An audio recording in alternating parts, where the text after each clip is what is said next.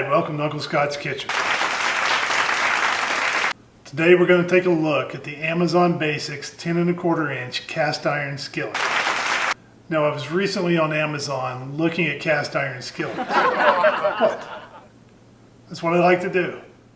I spend a lot of time on Amazon looking at pans.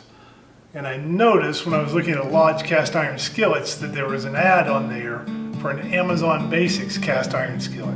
Same size, and believe it or not, the exact same price. These are both 10 1/4 inch skillets, both made out of cast iron. One is the Lodge brand, made in the USA. The Amazon Basics brand is made in China. Now I've had my Lodge pan and really enjoyed it for well over a decade now. It has served me well. But when I saw this direct competitor to it from Amazon, I kind of wanted to give the Amazon pan a try. These pans are both priced at $14.88. Now how they do that, I don't know, because this is a heavy piece of metal. This is made at a factory in China, somehow shipped halfway around the world, delivered to me for free with Amazon Prime. They got to pay for the servers, for the hosting, for the bandwidth. And where is the profit at $14.88 on a heavy piece of metal shipped halfway around the world? I don't know, but nobody's getting rich off of these things, I don't think.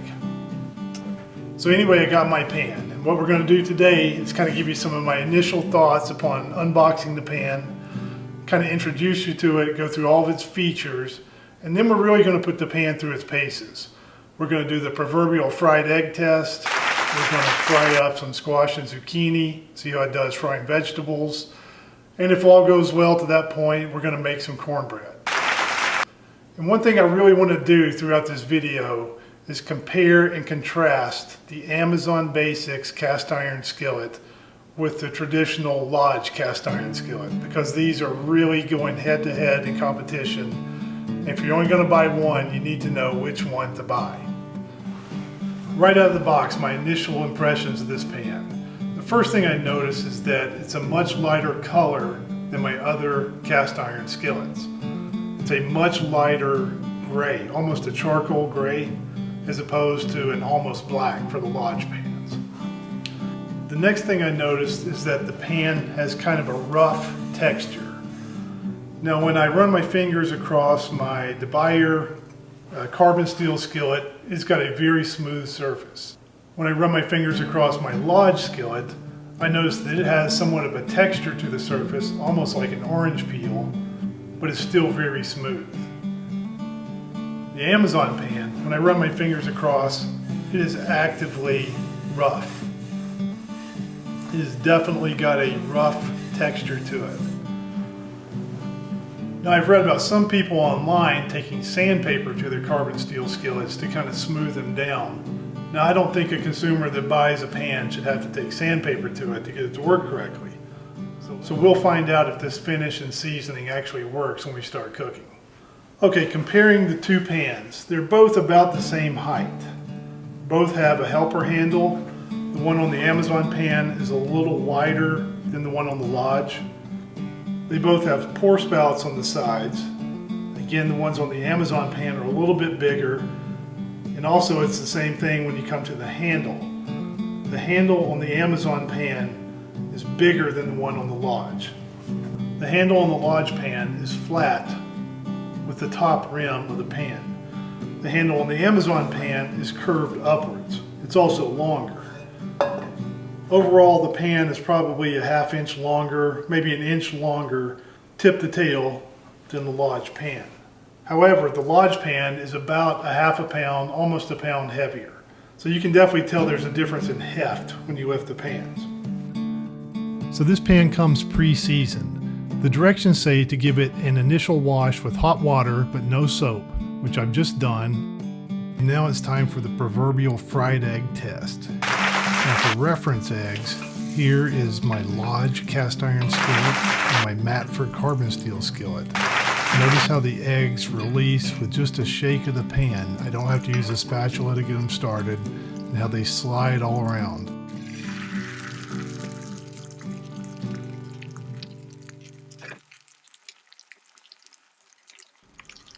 So I'm having trouble getting this egg to slide at all, even after loosening it up with the spatula.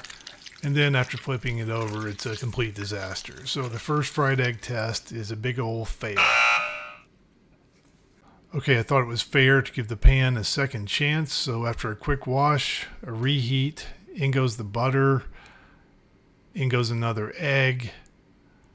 And lo and behold, I'm having the exact same problems. I can't get the egg to release and slide around. Even with the spatula, it's not working correctly. And then flipping it over, it's a complete mess. So round 2 of the fried egg test is another fail.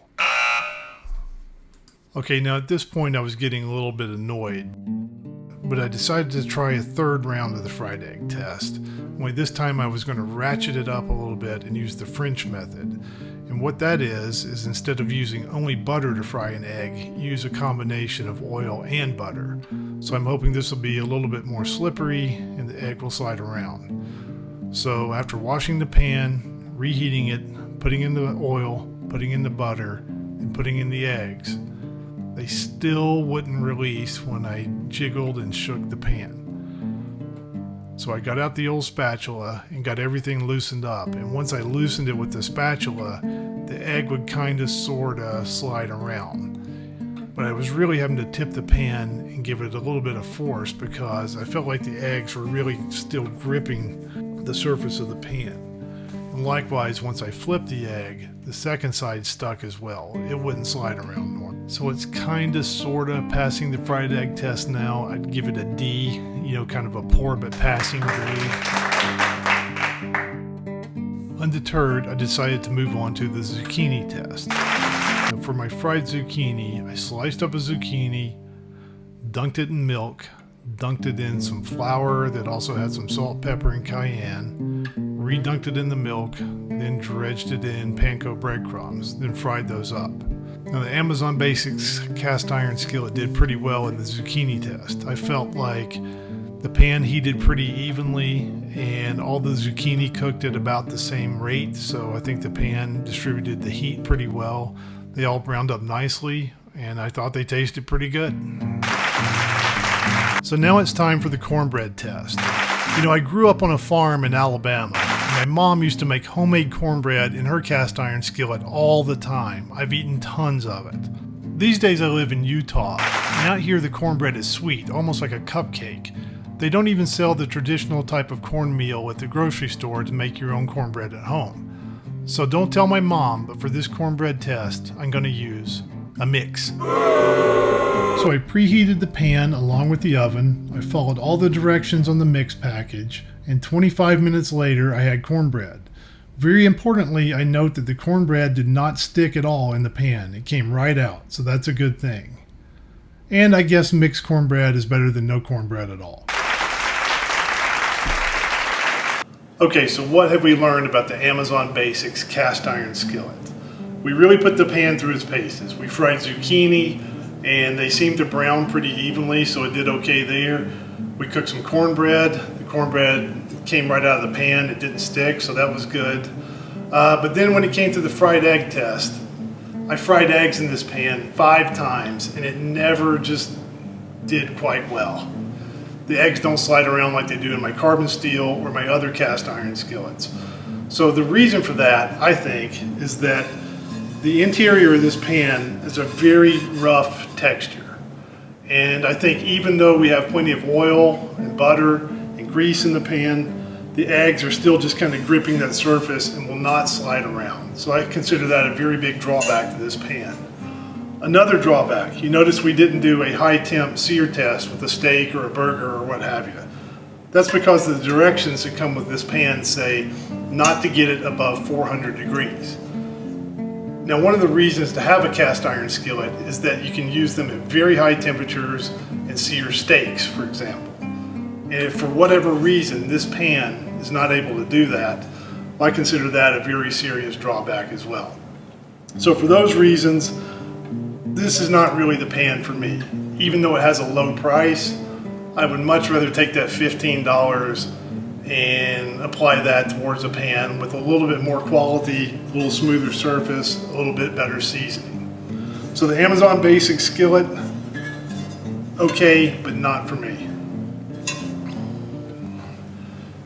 Now, if you've enjoyed this video and you found it helpful and you're in a generous mood, I'd like to ask you to please click the subscribe button. Also, if you leave questions or comments below the videos here on YouTube or over at the website, I do my best to respond to each and every one of those. So please leave feedback.